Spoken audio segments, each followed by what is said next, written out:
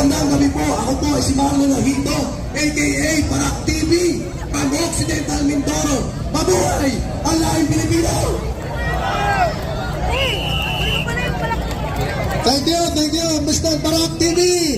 Okay, susunod mga kapatid, isang entertainment, isang magagaling sa... Ito na si Mamawi. Hello mga kababayan. Pakiisip po muna nito, bigyan natin ng space. Meron po tayong dalawang performers ngayon, isang saxophonist, thank you so much. Beautiful and talented, huh?